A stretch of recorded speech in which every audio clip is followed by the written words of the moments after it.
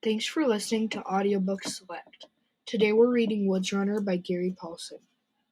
Chapter 8. The natives began whooping and dancing around the large campfire, firing their muskets in the air in celebration. Samuel crept out slowly until he could partially see what's going on. He started to move back under cover when there was a sudden increase in the racket, and the sound was different. The Indians had been firing in the air as they danced, which caused the explosions to go up and away. They were firing smoothbore muskets, weapons that made a muffled barking sound. But this new sound had the sharper, cracking quality of high-velocity rifles.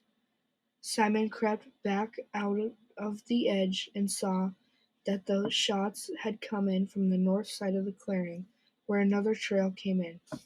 6 or 8 shots. Great clouds of black powder smoke came rolling out of the forest. A pause to reload, then 8 more shots.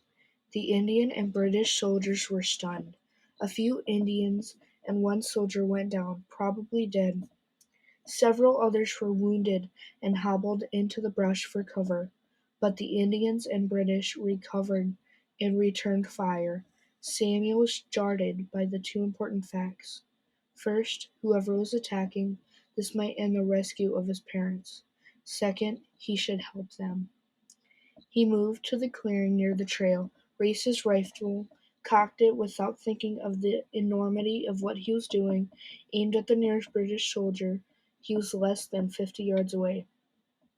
The German soldier of Samuel's front sight settled on the red uniform. He set the first trigger and moving his finger to the hair trigger when he heard a noise behind him.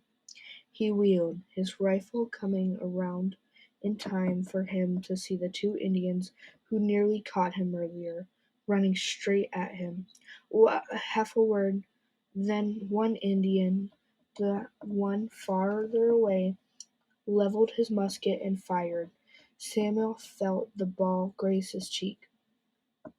Without thinking, his rifle at his hip touched the hair trigger and in slow motion felt the rifle buck, and the small hole appear in the Indian's chest.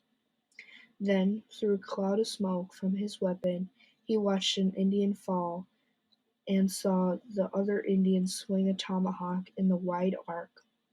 He knew he couldn't raise his rifle in time to block the blow. The tomahawk was coming at his head, and he tried to duck, but the white-hot pain exploded as the other side of the tomahawk smashed into his forehead, and then nothing. Wounds. An untreated battle injuries often led by gangrene, which causes the body to literally rot away, turning first green, then black from infection, then travels rapidly. Because antibiotics were unavailable in the 18th century, amputation was usual treatment. Due to the horrific odor of gangrene, surgeons could smell the patient and make sure an accurate diagnosis. If the patient was lucky enough to benefit from the amputation, maggots would be introduced into the wound in an attempt to aid healing. They would eat away the infection, barring surgical removal of the body parts or use of the parasites. Doing absolutely nothing and letting the patient die was the only operation at the time. That was Chapter 8 of Woods Runner by Gary Paulsen. You can find more of this book on our YouTube channel. Go to the playlist and look for Woods Runner by Gary Paulsen. We'll see you in Chapter 9.